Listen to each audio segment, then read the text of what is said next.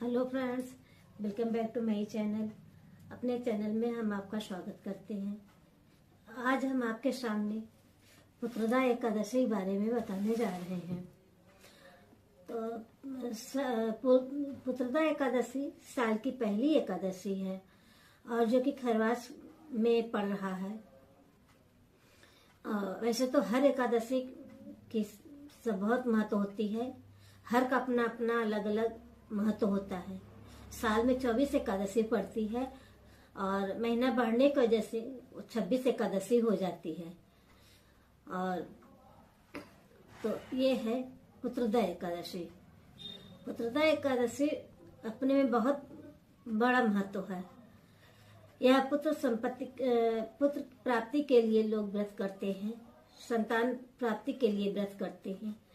जो लोग जिनके पास संतान नहीं है वो पुत्रदा एकादशी का व्रत खास तौर से रखते हैं और जिससे जीवन में व्यक्ति के जीवन में सुख मिलता है और साथ ही सुख सुविधा भी मिलती है।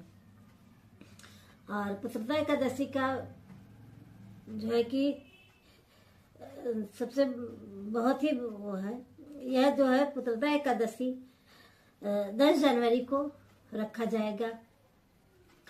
और एकादशी से एक दिन पहले जो है हमें ब्रह्मचर्य का पालन करना चाहिए और लहसुन प्याज इत्यादि का सेवन नहीं करना चाहिए। मांस मदिरा का सेवन नहीं करना चाहिए। जैसे कि भूमि पर शयन करना चाहिए। पुत्रदा एकादशी का जो है वैसे तो सभी हिंदू धर्म में बहुत महत्व है पुत्रदा एकादशी का। और वैसे तो पुत्रदा एकादशी जो है हिंदू धर्म में बताया गया है कि पुत्रदा एकादशी का व्रत रखने से संतान की सुख प्राप्ति होती है और साथ ही साथ जीवन में सुख शांति मिलती है। और जो है कि साथ ही जो है कि जीवन में बहुत ही सुख संपत्ति होती है और शांति मिलता है। पुत्रदा एकादशी जो है कि जो संतानहीन होते हैं, जिनको संतान नहीं होती है, जो वो व्रत रखते हैं, पुत्र की कामना के लिए व्रत करते हैं, जो है कि जिससे उन्हें पुत्र का सुख प्राप्त हो सके।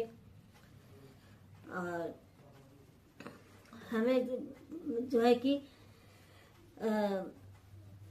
पुत्रदा एकादशी जो है कि पौष मास के शुक्ल पक्ष की एकादशी को यह व्रत रखा जाता है।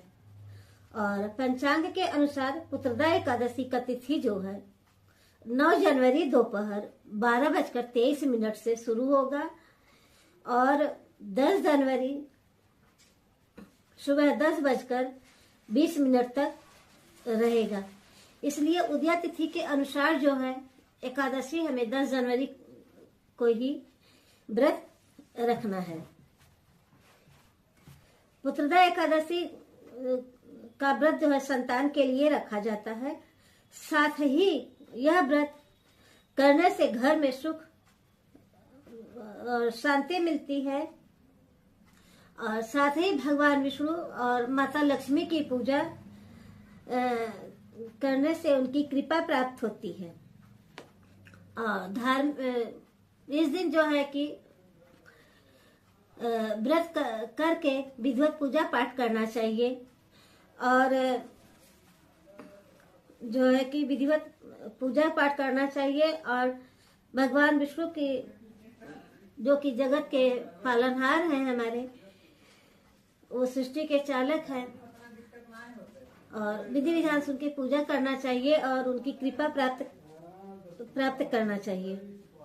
और उस दिन कथा का श्रवण करना चाहिए। कोई भी पूजा पाठ बिना कथा पूरा की सुने हुए वो उसका पूर्ण फल प्राप्त नहीं होता है। धार्मिक मान्यता के अनुसार एक राजा थे जिनका नाम था सुकंतमानु। उनके पास कोई संतान नहीं था। वो भ्रमण करने के लिए निकले थे तो एक रास्ते में ऋषि मिले, ऋषि मुनि। तो उनके वो बहुत चिंतित थे। तो उन्होंने पूछा कि राजा आप क्यों चिंतित है? तो राजा ने कहा कि हमारे पास कोई पुत्र नहीं है, हमें पुत्र की नहीं है, पुत्र का सुख हमें प्राप्त नहीं मिला है। तो उनके विचार विमर्श के अनुसार उन्होंने, राजा और रानी दोनों ने पुत्रदा एकादशी का व्रत रखा और विधि विधान से उनका पूजा पाठ किया। विधि विधान से पूजा पाठ किया और जो उससे उन्हें फल प्राप्त हुआ और उन्हें पुत्र रत्न की प्राप्ति हुई और उन्हें पुत्र का वो सुख प्राप्त किए, पुत्र का सुख प्राप्त किए और उन्हें जो है कि कोई चिंता नहीं थी। और इसीलिए यह है कि पुत्रदा एकादशी का महत्व और बढ़ गया है कि जिनके पास पुत्र नहीं होते हैं वो पुत्रदा एकादशी का व्रत करते हैं और जिससे उन्हें पुत्र रत्न की प्राप्ति होती है और जिससे भगवान माता लक्ष्मी की कृपा से उनके आशीर्वाद से उन्हें पुत्र प्राप्त हुआ और उनके जीवन में संतान सुख की कामना हुई। और संतान की कामना रखने वाले लोग यह पुत्रदा एकादशी का व्रत करते हैं और उन्हें भगवान विष्णु का आशीर्वाद प्राप्त होता है, माता लक्ष्मी का आशीर्वाद प्राप्त होता है। तो अब कहानी हमारी खत्म हुई। चलिए अब आगे बढ़ते हैं पूजा विधि। एकादशी के दिन जो है सुबह उठकर नहा धो के पानी में गंगा जल डाल के नहा के और जो है कि साफ स्वच्छ वस्त्र धारण करें, सूर्य भगवान को जल दें और पूजा घर में साफ सफाई करके उसके बाद जो है कि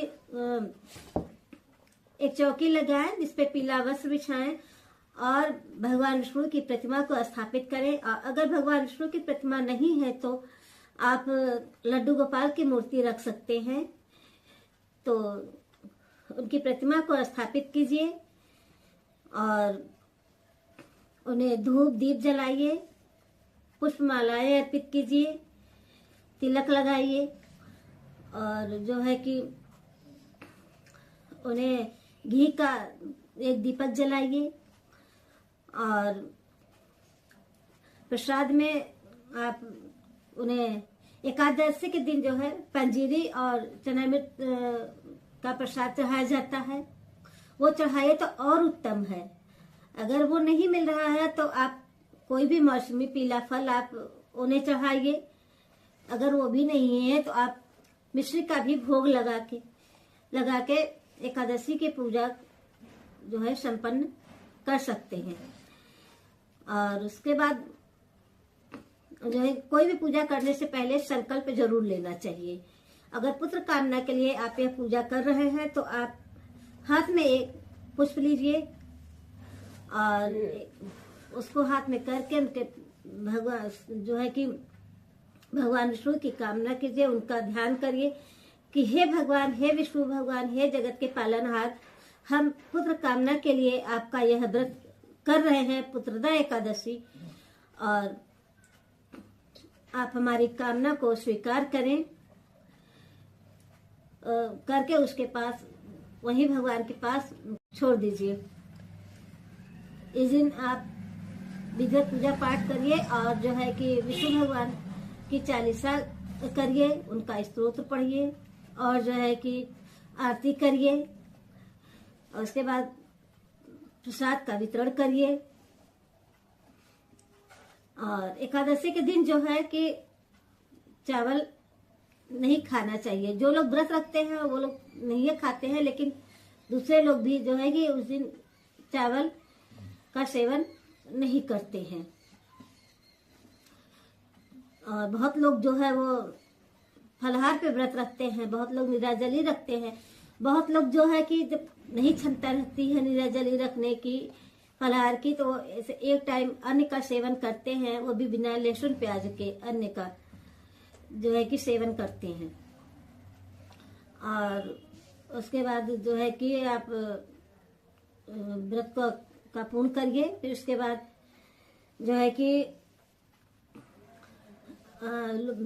घर के अन्य सदस्य में प्रसाद का वितरण करिए और भगवान से क्षमा याचना मांगिए कि हे भगवान, हे विष्णु भगवान, हे जगत के पालनहार, अगर हमसे कोई गलती हुई हो, हम अनजान भक्त हैं, हम कुछ पूजा पाठ करने का विधि नहीं जानते हैं, आपको बुलाने का ढंग नहीं जानते हैं, आपका विसर्जन करने का ढंग नहीं जानते हैं, जो भी हमसे गलती हुई है आप उसे क्षमा करिए और हमारे पूजा को स्वीकार करिए, हमारे व्रत को पूर्ण करिए।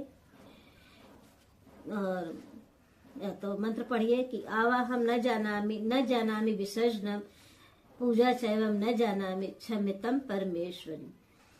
क्षमा मांगने के बाद आप जो है कि पूजा का स्थान से उठिए, फिर आप वितरण करिए प्रसाद का।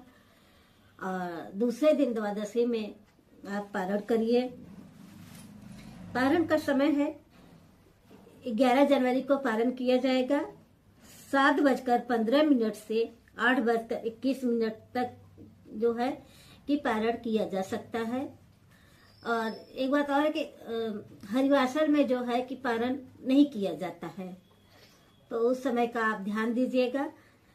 और उसके बाद पारण से पहले आप दान अवश्य करिएगा।